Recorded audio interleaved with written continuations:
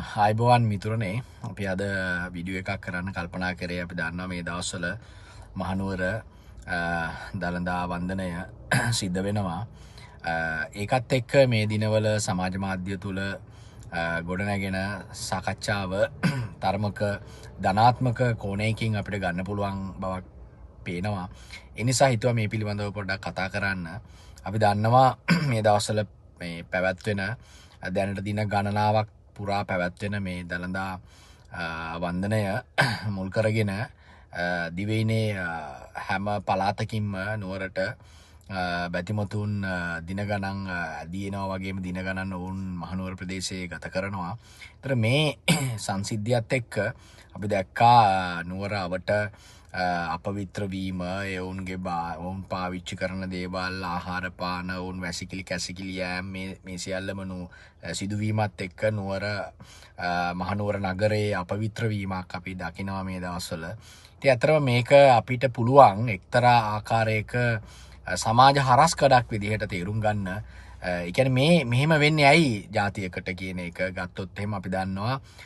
අතර මම මේක දකින්නේ විශේෂයෙන්ම මේ අපේ රටේ අධ්‍යාපන ක්‍රමේ පවතින ගැටලුවක් විදිහට අපිට මේක අරගන්න පුළුවන් සහ මෙම සිදුවීම සමාජ හරස්කඩක් විදිහට තේරුම් අරගෙන එක්තරා ආකාරයක ප්‍රතිසංස්කරණය සමාජ ප්‍රතිසංස්කරණයේ සිදුවීමක් විදිහටත් අපි සිද්ධියක් විදිහටත් මේ පාවිච්චි කරන්න පුළුවන්.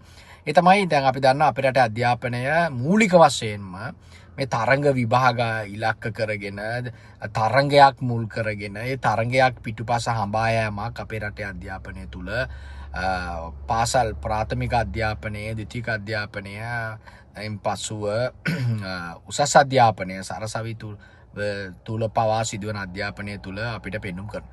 එතන මේ තරංගකාරීත්වය ඇතුලේ මිනිසුන්ගේ විනය, එතකොට මිනිසුන් අනිත් මිනිසුන් සමග පවත්වන්නා වූ සම්බන්ධතා ජාලයන්ගේ ස්වරූපයන් මේ වගේ ඉතා වැදගත් කරුණු විශේෂයෙන්ම සඳහන් කරනවා නම් අතරම මේ මිනිසුන්ගේ මෘදු කුසලතා කියන දේවල්. කියන්නේ අපි කොහොමද තව මිනිස්සෙක් ආශ්‍රය කරන්නේ, අපි කොහොමද හැසිරෙන්නේ, මේ වගේ අර මිනිසුන්ට ආවේනික මෘදු කුසලතා හැලිලා ඒත් එක්කම අර අපිට තියෙන දෘಢ කුසලතා hard skills කියන ඒවා ඩෙවලොප් කිරීමක් විතරක් අපේ අධ්‍යාපන ක්‍රමය. මේ අධ්‍යාපන ක්‍රමය මුල් කරගෙන මේ සිදුවෙන මේ අධ්‍යාපන ක්‍රමයේ පවතින බිඳවැටීම, කඩාවැටීම මේ සංසිද්ධිය මහනුවර සිදුවන මේ සංසිද්ධිය හරහා අපිට මනාව අවබෝධ කරගන්න පුළුවන්. ඒක තේරුම් ගැනීමේ හරස්කඩක්